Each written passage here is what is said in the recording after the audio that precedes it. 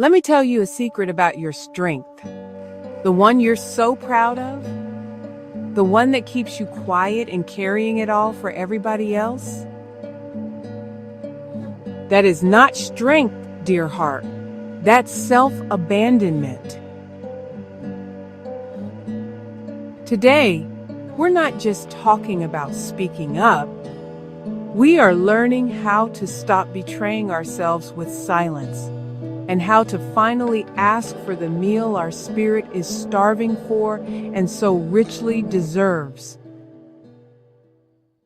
There's a kind of silence that's holy, a meditative peace. And then there's a silence that hollows you out. It's the silence that grows in the space where your needs are supposed to live. It's the one that festers when you don't say what you feel, what's hurting you, what you hunger for. We've been taught, especially as women, to keep it cute and quiet. Don't make waves.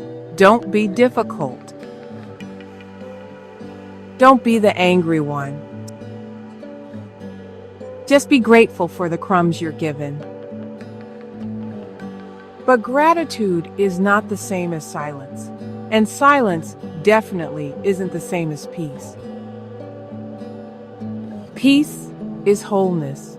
Silence is often just an absence, an emptiness. Here's the hard truth. Your unspoken pain will always become misunderstood behavior. You'll get quiet and pull away. You'll get irritable and lash out over something small. You'll build a wall so high no one can climb it, and the people around you won't know why, because your closed mouth has been telling a beautiful, tragic lie.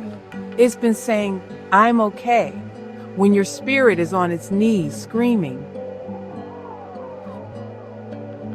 Now, let's be fair to ourselves. This silence, it didn't start with you. It's an inheritance. For so many of our mamas and our grandmamas and their mamas before them, silence was a survival tactic. For them, speaking up wasn't just being difficult. It could mean losing a job.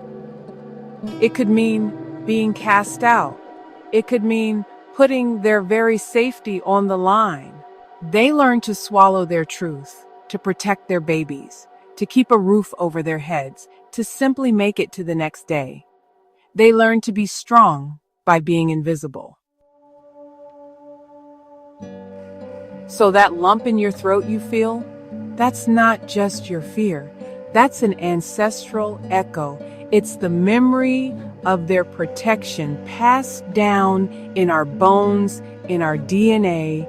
It's a love language from the past that no longer serves our present. So we don't break this chain with anger or with shame for what we've been doing. No.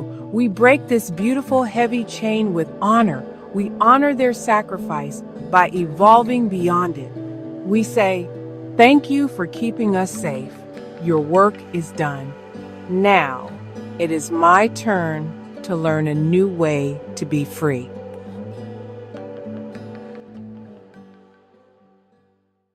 But what if asking for what you need isn't an act of weakness?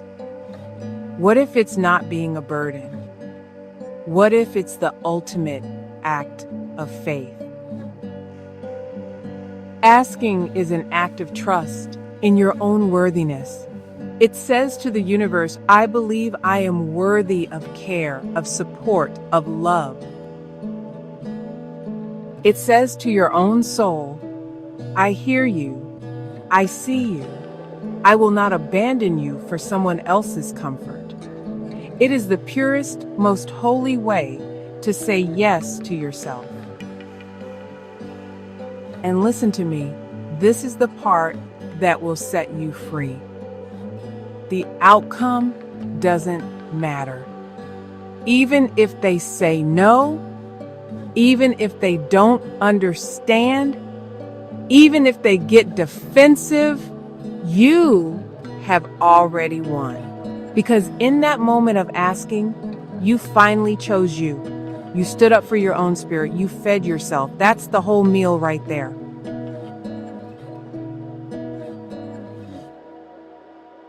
Now, your mind is probably already fighting me. It's whispering all the what ifs. Let's call them out by name, these 4 fears that keep the door to your soul locked. First is the fear of rejection. What if they say no? The reframe. Their no is information, not a judgment. Their no is about their capacity, their boundaries, their own stuff. It is not, and never will be, a final verdict on your worthiness. You asking was the victory, remember? Second, the fear of being a burden. I don't want to bother anyone. The reframe. You are not a burden. You are a human being with needs. True intimacy, real connection, is built when we allow others to show up for us. You are not a bother. You are an opportunity for someone to practice love. Third, the fear of conflict. I hate confrontation. I just want peace. The reframe. Avoiding conflict doesn't create peace, it creates resentment. That's a slow burning war inside your own heart. Healthy, honest communication isn't a battle. It's the sacred work of building a bridge between 2 truths. And that last one, the fear of being too much. The reframe. Honey, you are not too much. You have just been trying to fit your magnificent, expansive soul into spaces and relationships that are far, far too small. The right people will never think your needs are too much. They will see your asking as an invitation to love you better. So when you're ready to speak before you walk into that room, before you pick up that phone, you don't just rush in. You anchor yourself first. You give yourself this gift. I call it the 3-breath prayer. First breath in for courage. And as you breathe out, you just acknowledge the fear without judgment. I see you, fear. I feel you. You are welcome here. Second breath in for clarity. And as you breathe out, you get simple. You ask yourself, what is the one true thing I need to say or ask for right now? Just one thing. Third breath in for trust. And as you breathe out, you release the outcome to God, to Spirit, to the universe. You say, my only job is to honor my truth. The rest is not my business. Courage, clarity, trust. That's how you pull up your own chair to the table, baby. That's how you claim your seat. This world will feed you what you show you're hungry for. And if you ask for nothing, you will be served a plate of the same.